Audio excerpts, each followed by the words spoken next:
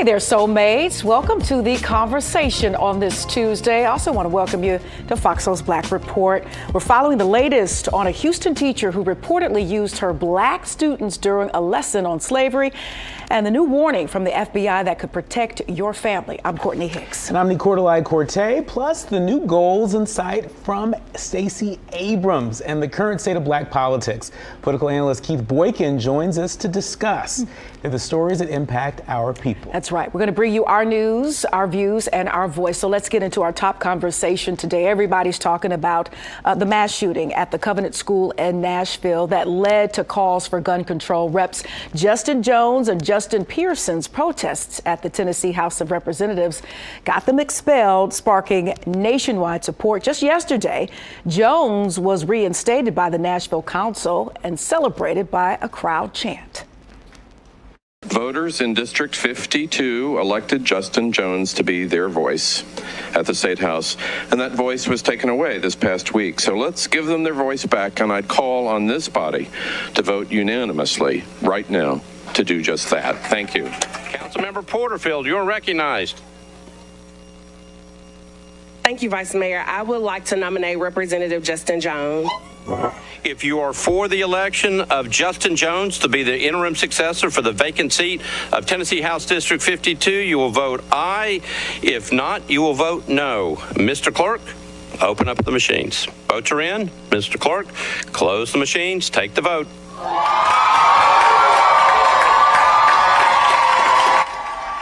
Pretty celebratory move there. Some saw their expulsion as a racist double standard, which Johnson acknowledged. Pearson's vote is on April the 12th, Nicordelai. And our guest just yesterday said that, she felt that they would be reinstated, and here we are. And reinstated unanimously. That's right. Right. This is what democracy looks like. This is what democracy looks like.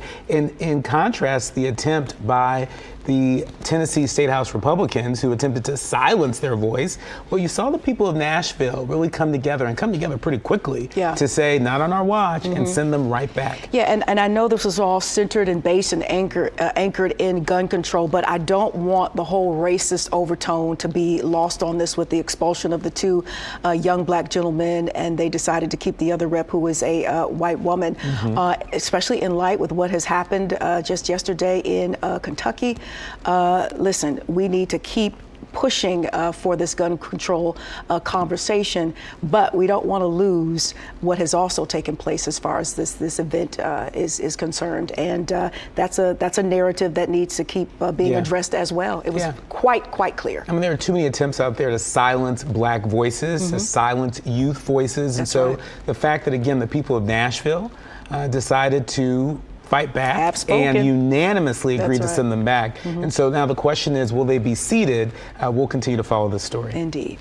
Well, community conversations about repairing and compensating for the 1921 Tulsa race massacre began on April 9th. The Beyond Apology Project manager says it's time to take action beyond apology. This community-led process aims to prioritize repairing harms that still impact Tulsans today. The public meeting will discuss data, reparation efforts, and public commitments. Everyone is welcome to listen and learn, and a report will be presented to counselors this summer. Meetings are on April 11th, 13th, May 30th, and June 13th, so mark your calendars. All right, Nicordelai, let's go to Baltimore, where Mayor Brandon Scott implemented a summer curfew after two teenagers were shot while police tried to break up a group of over 200 minors in the city's Inner Harbor neighborhood. A 14-year-old and a 16-year-old were injured, with one in critical condition.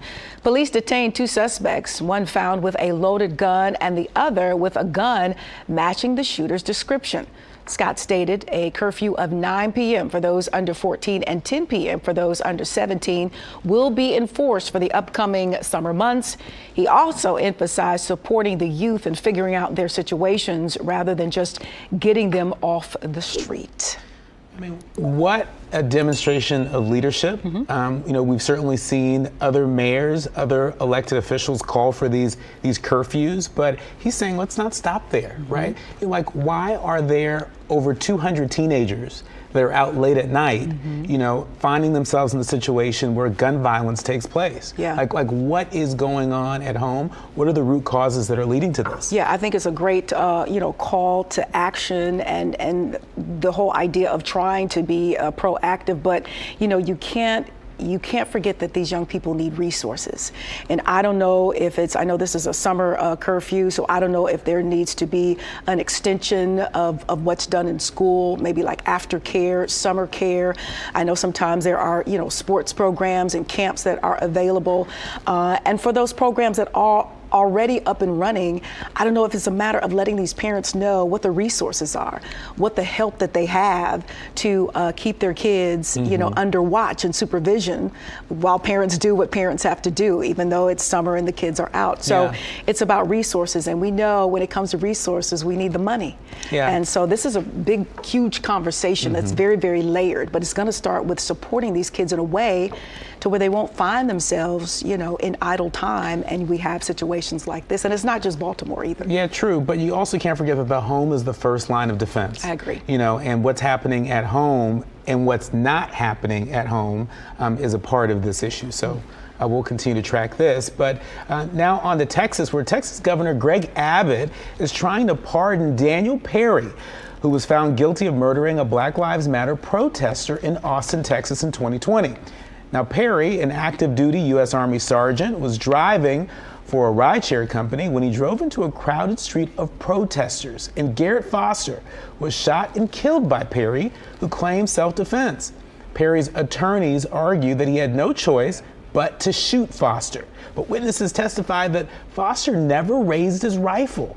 Abbott slammed the jury's decision and Travis County District Attorney Jose Garza for pursuing the case and requested that the Board of Pardons and Paroles review Perry's case. I was trying to figure out, what my conversation about this would be, because you have to push past the disappointment. You have to push past the heartbreak. You even have to push past the clear proof. Everything is on video nowadays, and you have, witnesses as far as this case is concerned, because there was a protest who saw what they saw. And, for their accounts and the video and all that evidence to, sort of kind of be pushed aside and disregarded as if it doesn't exist, or as if it didn't happen, or the fact that you're taking the liberty to change this narrative. It's like, first of all, you have to take that in, and then you have to find a way to combat that. Because obviously he is being believed over people who actually saw what happened and were affected by what happened. Yeah, and it's also important to remind people that, Texas is an open carry state. Yeah. Texas is also a stand your ground state. And so the fact that there was a conviction in a state where, it's open carry, stand your ground laws are pretty tough, right? Those are hard to beat. And so the fact that this jury convicted him, and now the governor of Texas wants to rewrite that conviction, rewrite that narrative. That is it's a little disturbing. It is very disturbing. All right, let's get back here to Michigan, as the first Black GOP chair is in hot water. This is all following statements recently made on Twitter. This comes after the Michigan Republican Party faced backlash for using Holocaust imagery to oppose restrictive gun proposals. But Chair Christina Caramo decided to double down on those comments this week, saying, quote, "We will not be silenced as the Democratic Party, the party who fought to enslave Black Americans and currently fights to murder unborn children, attempt to disarm us, that is. Our Second Amendment was put in place to protect us from aspiring tyrants." That's the end of that quote. In Houston, a press conference was held to call out the actions of a teacher who singled out her only Black student during a lesson on slavery. Now, students at College Middle School in Houston claim that their history teacher glamorized the Confederate flag and told the class it had, quote, "nothing to do with slavery." And history got it wrong. Days later, students claim that the same teacher was accused of using Black students as an example of an enslaved person on the run. and singled out only the black students when teaching about slave auctions. You know, we see a lot of video in the court of law where, students have, obviously violated their teachers, the disrespect, the violence toward the teachers. But I've also seen just as many videos where these teachers have spazzed out, have tapped out, and have resorted to just some unbelievable ways in the classroom that really, if they don't bring physical harm to students, bring emotional and mental harm to students. And the last one I just saw, one of the students was claiming that the teacher mistreated them because they were black, and she completely spazzed out, and to the point where they were scared and running out of the classroom. So, we want to talk about the students, and how horrible that is with sometimes the way that they go about treating their teachers. But there are some teachers out here who, really do not need to be in the classroom. You're absolutely right. And if these accusations are true, shame on that teacher. That's right. Shame on that teacher for creating a classroom environment that diminishes and belittles these young black kids in their class. I mean, this is the stuff that people carry with them for a lifetime. And so, it's good to see that the parents are responding swiftly. There are a number of activists on the ground in Houston that are responding to this, taking this seriously, and, you would think that, this teacher after this first incident, would have got themselves together. My understanding is from the story that there have been subsequent incidents as well. And so, repeat offender here. It's just another sign that the climate on school campuses is reflective of the climate that we're seeing in communities across the country, right? We're seeing this, uptick in anti-blackness and racism, and that has an effect on our kids and our schools. Let's stay in the classroom for a moment and go to a middle school teacher in Florida who is facing charges after police say she organized her own fight club inside of her classroom. Now, according to court reports, 23-year-old Angel Footman organized the club at Griffin Middle School, that's in Tallahassee. It details several sixth graders being allowed to, quote, scrap it out.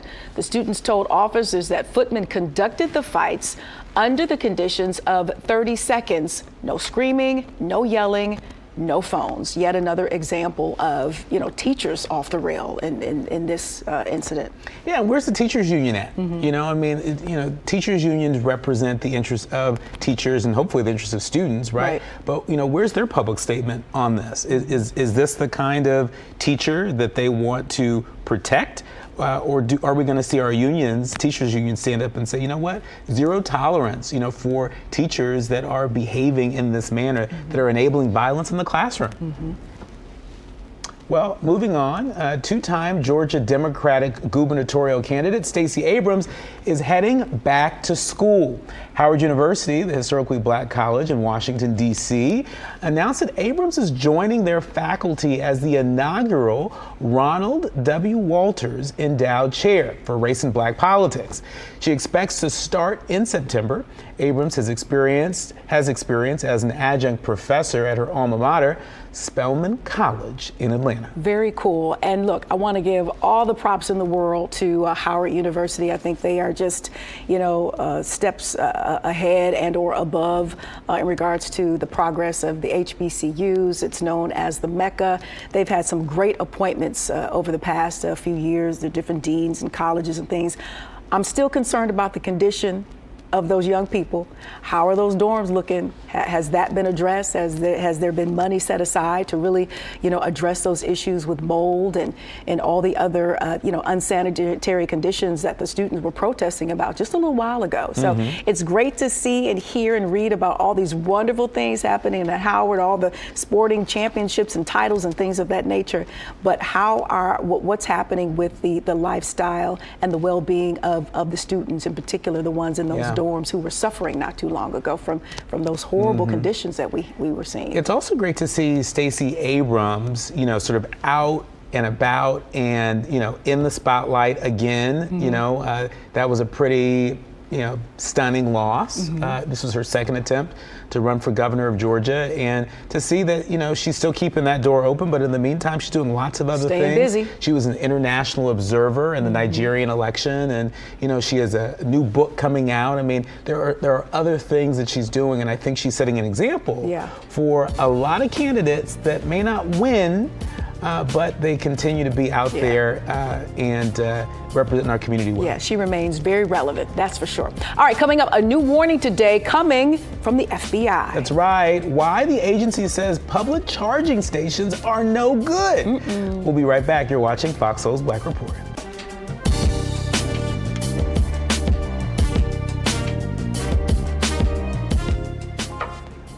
Welcome back to FOXSOUL's Black Report. All right, so there's a new survey by the Keisler Family Foundation revealing that Black Americans are disproportionately affected by gun violence in the United States. No surprise there. No surprise, you're right. The survey found that Black adults were twice as likely as white or Hispanic adults to report having had a family member killed by a gun, including by suicide.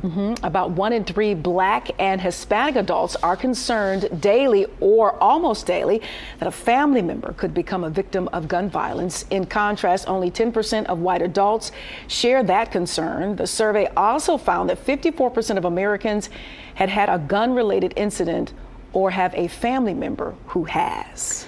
Courtney, you've got to wonder, when you hear stats like this, why is it that there are so many members of Congress, for example? And I say both Democrats and Republicans, right? Because if you're talking to, talking about Senator Manchin or Senator Sinema, I'm not sure if they're on board with banning the assault weapons in our country, but why are they so committed to us being afraid? There's so, when I read the survey, I couldn't help but think about how many Black folks are living in fear, of is this going to be the day it happens to me? Is it going to be the day it happens to my family? Whether we are at a church or whether we're at the grocery store, whether we're in the classroom, in a movie theater. I mean, there have been so many horrific examples of gun violence, and we haven't even talked about the uptick in suicide. I'm just saying, it gets in my crawl when I think about that. Sure. Vice President Harris announced $1.7 billion in grants for over 600 community leaders to support small businesses and nonprofits impacted by the pandemic. These loans will be given to local lending institutions that serve minority communities.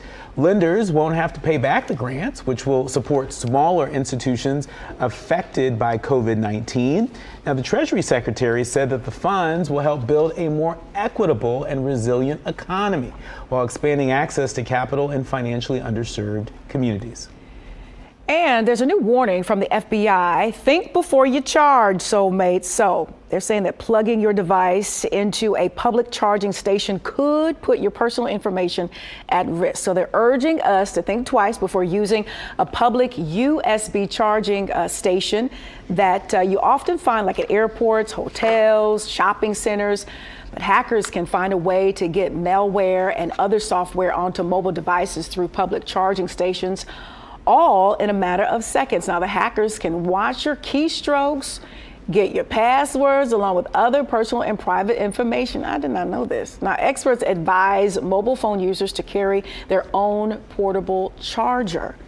That's right, and we all carry these things, really. So instead of just plugging in using this USB, into the charging station in airports and hotels, they're saying bring your own, like BYOB, right? Yeah. Bring your own block. That's a good one. I like that. So you bring your own block to make sure that you charge. Don't just use this, because otherwise, you're going to be real vulnerable, and we don't want our soulmates out there being vulnerable at all. And the shift in how big a currency this is. Like when you find one of these, and when you lose one of these, it's like your whole life is over. Don't lose your block. That's right. But it's so important, and I never thought about that. So I really appreciate this report, because you don't know if a plane has this kind of access, so you're juicing up before you board, and you're a lot of times airports, folks are conducting business, whether it be personal business or business, and can you imagine all of the information that they probably are able to get a hold of? Never thought about it. Carry carry your own juice. Yeah, thank you, FBI. That's right. Well, LGBTQ advocacy groups and lawmakers in Florida are gearing up for another battle against Governor Ron DeSantis as he prepares to expand his Don't Say Gay efforts. The legislature appears poised to pass an expansion to the controversial state education law restricting talk of sexual orientation and gender identity in public school classrooms.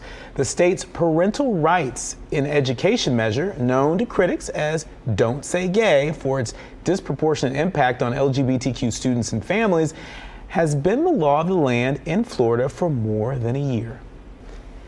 As Americans are gearing up for another intensely debated presidential election, as candidates have started throwing their hats in the ring, many issues that impact communities of color will also be on the ballot. So, Nicole and I were talking about issues like voting rights, abortion rights, Black history, and transgender rights, all matters that are under attack. Here to discuss what's at stake and break down for us some of the issues is former White House aide to President Bill Clinton and author Race Against Time, the Politics of a Darkening America. We want to welcome Keith Boykin to the conversation. Hey there, Keith. Good to see you. Hi, Courtney. How are you? Good, good, good. So Keith, let's start with the title of your book. Why did you name it Race Against Time, the Politics of a Darkening America? Well, Nicordelai, we are in the period of transition in this country. I'd say it's been going on for decades, but it's increased in intensity for the past 15 years or so. It was about 15 years ago when Barack Obama was elected president of the United States, the first Black president of our country. Immediately, there was a backlash against that. We started to see Donald Trump with his birtherism campaign questioning Obama's birth certificate. Then we started to see efforts to suppress the voting rights for African Americans, culminating with the Supreme Court decision in 2013, the Shelby County v. Holder decision, which struck down key parts of the Voting Rights Act. And since that time, we've just seen a gradual degradation of democracy in our country. President Trump wins election in 2016, defeating Hillary Clinton by the electoral college, but not by the popular vote. And then when he loses in 2020, he refuses to accept the election results and creates this whole cult of election denialism, which is still very prevalent in the Republican Party. And the real central issue is that the Republican Party and conservative white America have realized that they've lost control of the majority in the future. They know that by 2044, according to the Census Bureau, whites will no longer be the majority of the population in this country. So they're doing everything they can to stop that from happening. That's the reason why they're having why they led the insurrection January 6th. That's the reason why they continue to institute these new voting rights initiatives to stop people from voting. That's the reason why they are going to places like Jackson, Mississippi and St. Louis, Missouri, and trying to take over the rights of local authorities and to replace the decision makers from local Black communities by white Republican state lawmakers. It's very troubling. But the truth is the Republicans have lost the popular vote in 7 of the last 8 presidential elections. Nikki Haley said that when she announced her campaign for president. And it's a reflection of just how sadly out of sync they are with the American public, that they have to come up with all kinds of other tricks to keep people distracted from the real issues. Yeah, and Keith, speaking of troubling, let's go to Florida, the man of the hour. I use that very loosely. Governor Ron DeSantis, how concerned are you about his possible bid for the presidency? Well, I think Ron DeSantis has been described by some people as a mini Trump. I think he's actually more dangerous than Trump because he knows government. Unlike Trump, Trump was very ignorant about the affairs of government. Ron DeSantis is a smarter version of that, but he brings all the same baggage that Trump does. This whole sort of this fight that he's creating, this fake war on wokeness, attacking critical race theory, attacking Disney, the Don't Say Gay bill, attacking trans kids, attacking immigrants. The political stunt he did a few months ago, where he took immigrants from Texas, brought them to Florida, and then shipped them up to Massachusetts, all because he's trying to run this political campaign. He knows that that's what works. for his base in the Republican Party in 2024. I'm not sure that he has what it takes to beat Donald Trump, though, because Donald Trump is the master of that type of demagoguery. So I think it'll be an interesting war, and to see the two of them go at it would be a very fascinating experience to watch. But I think either of those candidates, Trump or DeSantis, would be devastating for our democracy. Well, another thing that might be devastating for our democracy is the erosion of our right to vote. Voting rights is still on the table in the Senate. Keith, do you think that we'll see the passage of the John Lewis Voting Rights Advancement Act sooner than later? No. The short answer is no, we won't see it. I mean, the Democrats had control over the House, the Senate, and the White House for the previous 2 years under the Biden administration. They couldn't pass the John Lewis Voting Rights Act, nor could they pass the more basic Electoral Count Reform Act, or even the For the People Act. There's very basic election reform legislation that has been pending in Congress for several years. And the primary reason why it can't pass, it can pass in the House, and it has in the past, but it can't pass the Senate because of the existence of the filibuster. And we still have two Democratic senators, Kyrsten Sinema and Joe Manchin, who are opposed to eliminating the filibuster, even for the goal of protecting the fundamental voting rights of all of our citizens, especially African Americans. So without that change, without something to change either the filibuster rule or the presence or the composition of the people in the Senate, I don't see any hope for the John Lewis Voting Rights Act, which is a shame because the last time the Voting Rights Act came up for approval in the House and the Senate, it was passed overwhelmingly. In fact, not a single U.S. senator voted against it when it came up in the Senate in the Bush administration. What's changed since then? That was just a few years past. What's changed is that the Republicans realize that they can't win if everybody participates in democracy.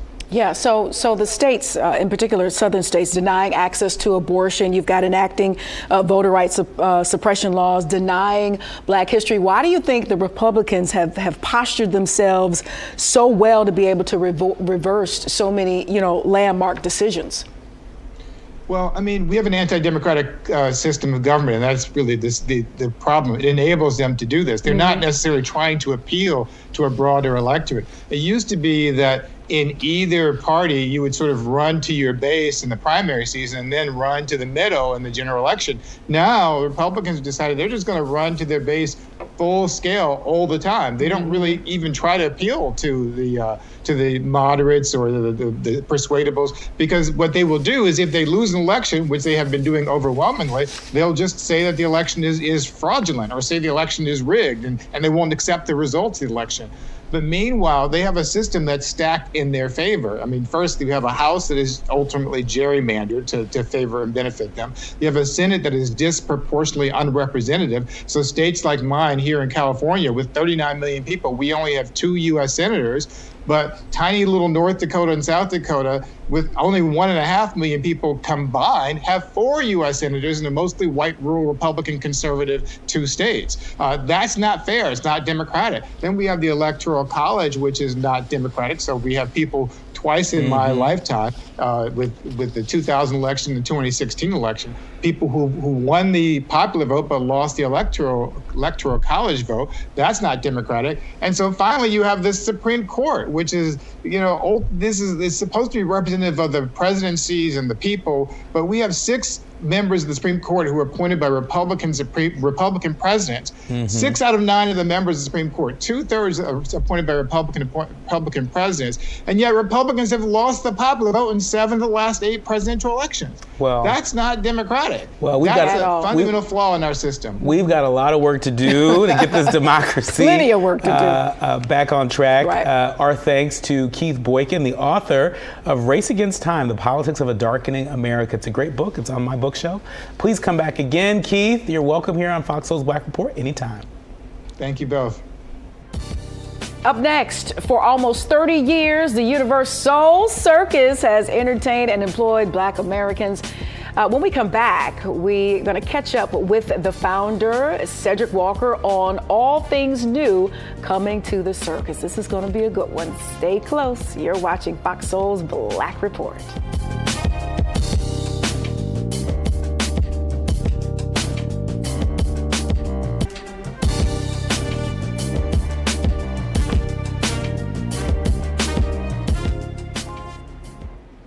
Welcome back to Fox Soul's Black Report. Well, Jet Magazine. It don't get no blacker.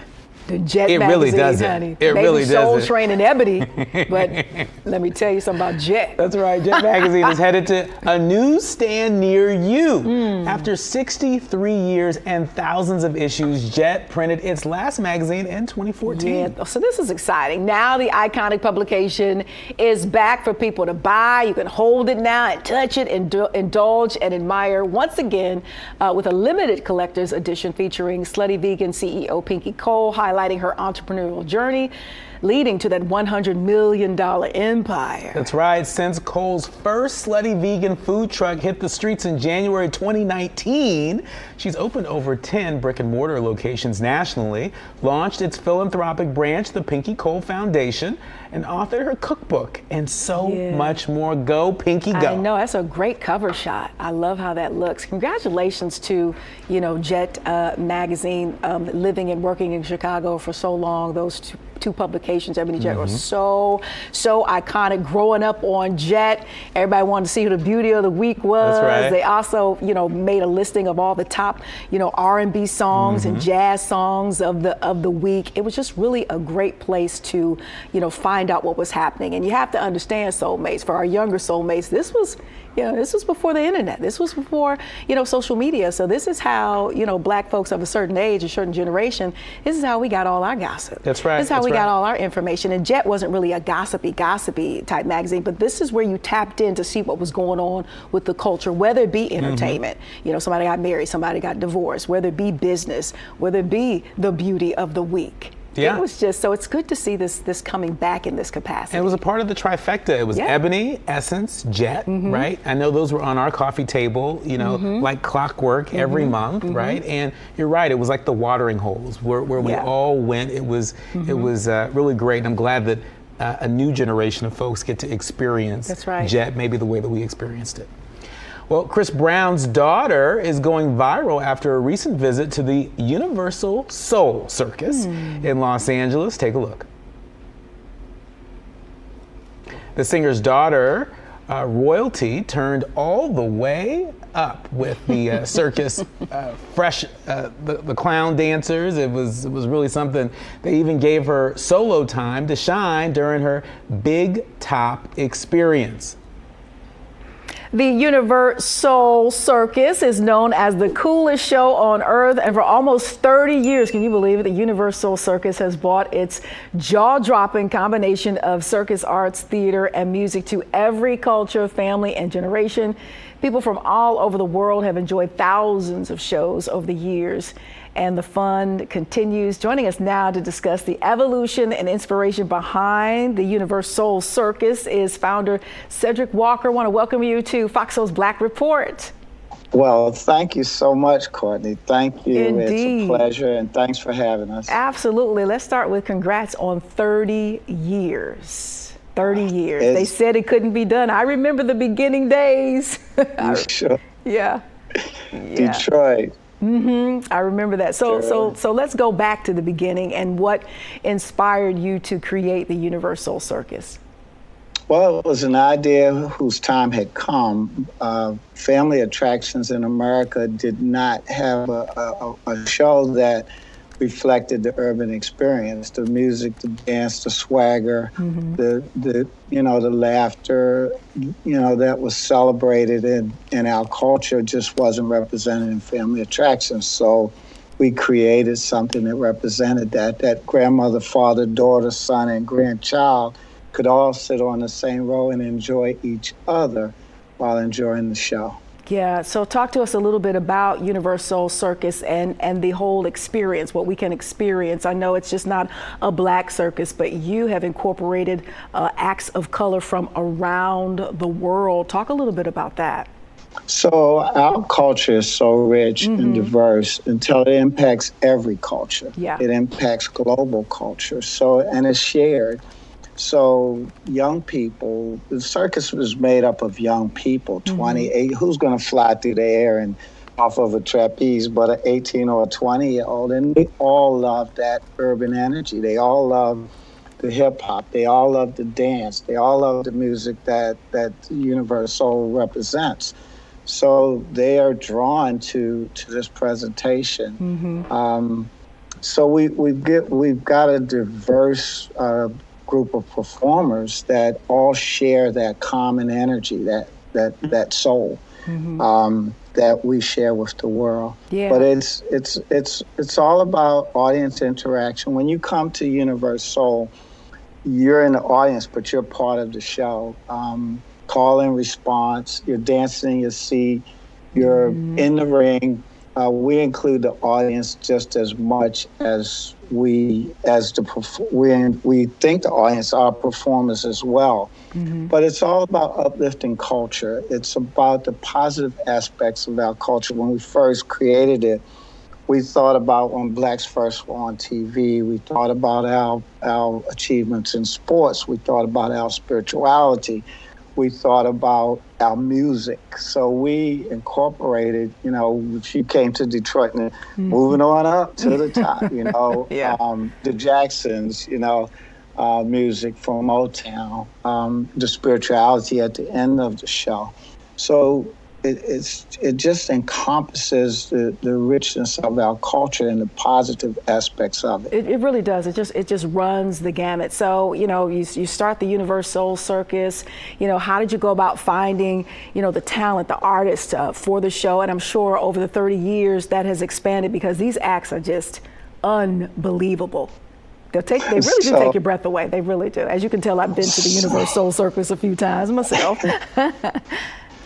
So, we traveled the world. When I first had an idea, I said, well, I'm going to get a chance to travel around the world because that's what I heard and read about circus entrepreneurs, how they found talent. And so that's what we did. But what we found early on was we had some great Black performers that were performing in Europe. European circuses were more lenient, I would say, or more artsy, focused on art. So that was the place where I found a lot of great Black performers performing. And we had some in the United States. The Ringling Brothers had the King Charles Troupe and Pamela Hernandez. So they contributed as well. So but the performers that performed on these shows had to be great. So I was very fortunate and when the call went out for a circus that featured Black performers, it was answered from around the world. It was something that all the Black performers around the world called, and so that was the first one. What we found was there were very few, and it was limited to the few we found early on. So we had to go out and create training camps in these various countries. And in South Africa, there was a circus school in Cape Town. We worked with a circus school in Guinea-Conakry. We work with circus schools in Ethiopia, and we actually set trainers to those schools or incorporated training from Chinese trainers, Russian trainers, because they excelled in the art of circus. So let me ask you this, Cedric. So what do you, with that in mind, what do you think is the biggest difference between a regular circus clown and a Universoul Circus clown? I mean, for the soulmates who haven't seen the Soul Circus just yet. So if you haven't seen Fresh to Clowns, you're in for a real treat. It's all about the dance, the laughter, and the music with our clowns. It's not built on gags, but it's just built on the urban energy and the youth and the dance movements and the new dances. So, our clowns are just different, and they're out there in the audience, in the aisles with you. So it's a big difference. Indeed. All right. So what is this year's schedule looking like, and how can our soulmates learn more about the Universoul Circus and when it's coming to the individual cities? Connect us, link us up. So our theme is we all belong. So we all belong in this world. We all belong, all races, all cultures, at the Universoul Circus. And right now we're currently in Los Angeles. and we're moving from and we're here through we just started this weekend, and we're here for the next 6 to 8 weeks. And then we moved to Oakland in May, middle of May, at the Hilltop Mall in Richmond.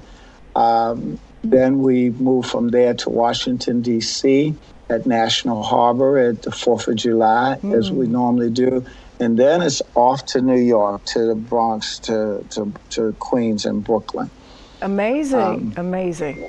Amazing. Thank you so much. Let me say again, congratulations on 30 years. Everybody was questioning it, said it couldn't be done, said it was a pit bull in a lion's costume, but it's the real deal, and it's definitely a cut above. And we just congratulate you. Safe travels. We can't wait till you get to a town, so all of the soulmates can partake. Cedric Walker, founder of the Universoul Circus, thank you for your time today. You are an official soulmate, and we got to have you back to talk a little bit more. Travel safe on that tour as well. We appreciate it. Thank you. Thank you. Bye-bye. Still ahead, Cardi B is calling all parents to listen up. That's right. We'll tell you the lesson she says all parents should be teaching their children right now, following a recent video of the Dalai Lama. Don't go anywhere. You're watching Fox Soul's Black Report.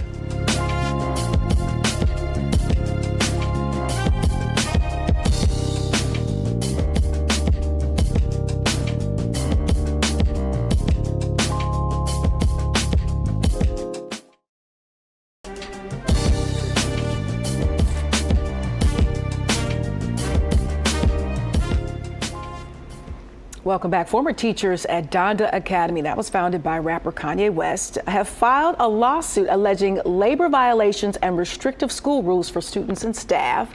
In the lawsuit, third grade teacher Cecilia Haley and fifth grade teacher Shakari Byers claim that the students were only allowed to eat, get this, sushi, that there were no janitorial services, and that the school did not meet state regulations or education requirements. Additionally, the lawsuit alleges discrimination in that wages were improperly withheld. The teachers also stated that they were fired in retaliation for reporting the conditions to the school administration.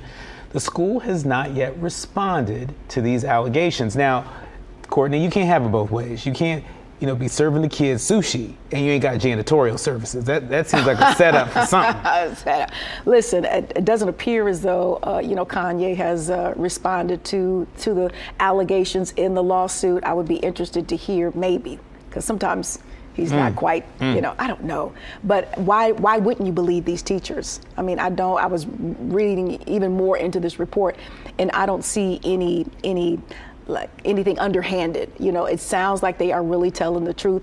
I wonder if the parents would let the kids speak, and talk to the conditions as well. That might add a little bit more credence if in fact folks are doubting the teachers. But this doesn't sound like a good situation at all. And I'm wondering, where were the parents to, whereas if this was happening, why would you continue to allow your child to attend this school that just wasn't being governed quite right or ran quite right, or up to par? Yeah, that's right. And I don't know if I'd send my child to a Kanye West school in the first place, even when he was in his right mind. That's just me.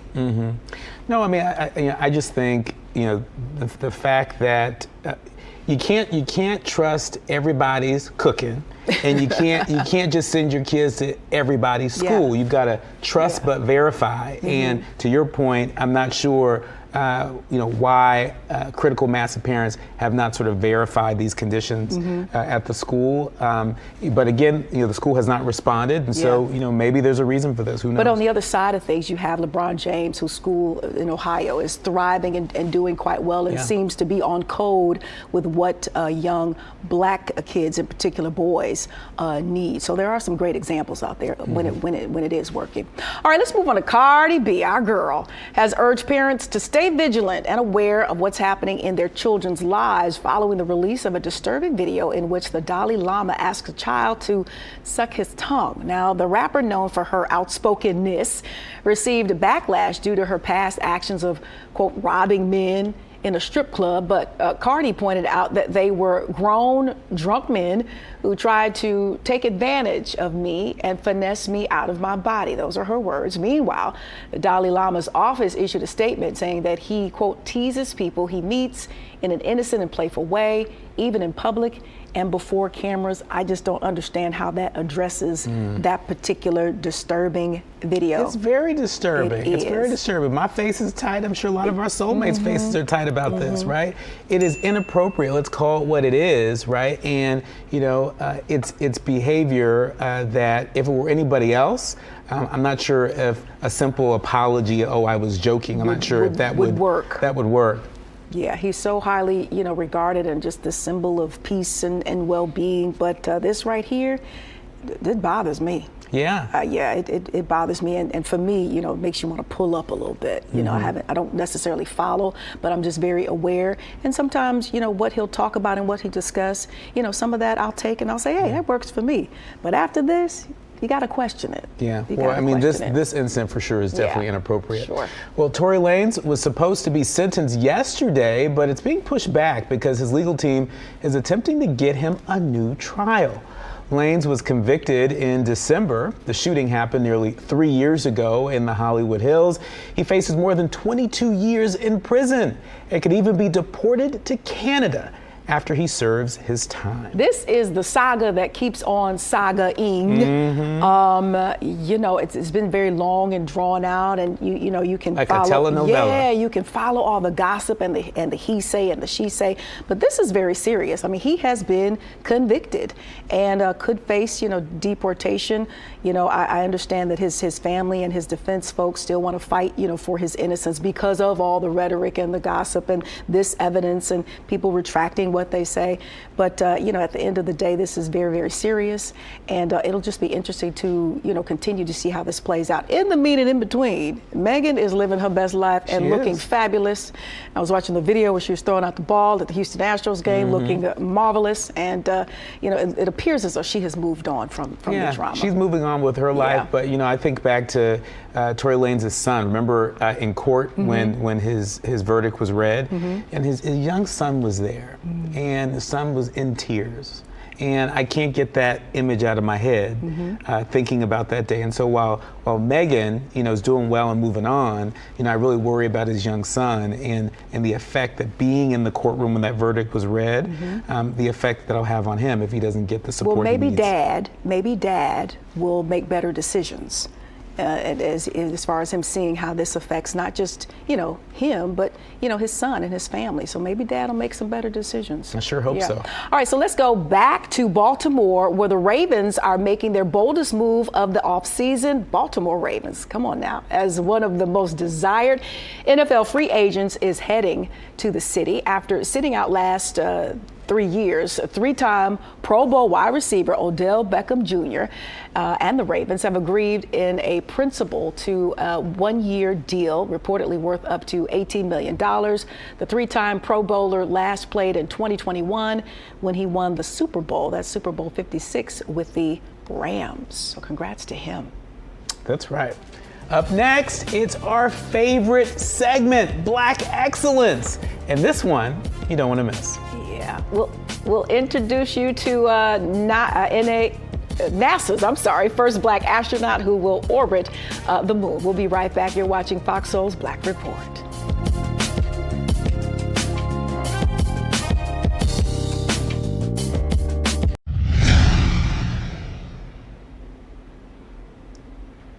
Welcome back to Fox Soul's Black Report. We want to introduce you to Victor Glover, the man set to become NASA's first black astronaut to orbit the moon. That's right. Glover was selected to take part in the space agency's Artemis II mission, the first lunar mission in a half-century. Wow. Take a look. I saw a shuttle launch when I was in elementary school. And I thought, I really want to fly that. And that's where it began. He is a Navy commander, a naval aviator, and a test pilot. He was selected as an astronaut in 2013. This is his first space flight, introducing NASA astronaut Victor Glover.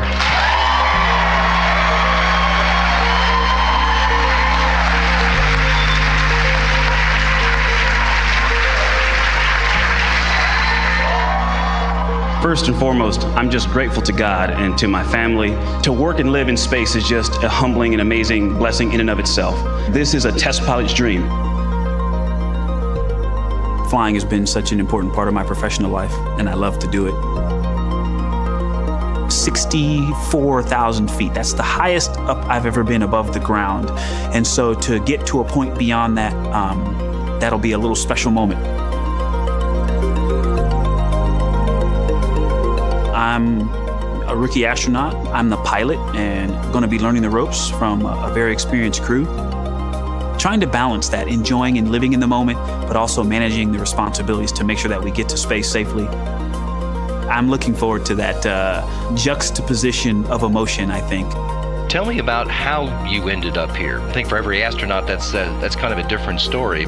Ooh, wow, that goes way back. So high school athlete, loved being a part of a small high-performing team, wrestling and football. Was fortunate to wrestle in college while pursuing my engineering education. I actually originally wanted to be a Navy SEAL. That's what started my journey in the Navy, and I wound up deciding to go into aviation and learn to fly.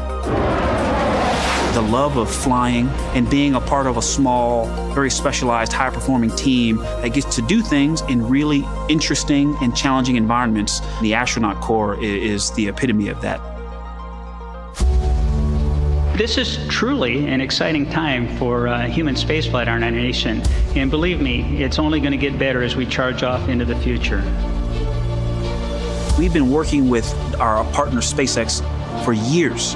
It's just been amazing to learn about the vehicle and to just spend time getting to know their flight control team and their trainers. It's creating sort of a new culture that is some kind of a balance between the two. The fact that it takes thousands of people all over the world to get us ready, it's humbling and overwhelming, and I want to do my best because I represent them. So thank you for your support and for your love, and know that you're flying with us on Crew 1.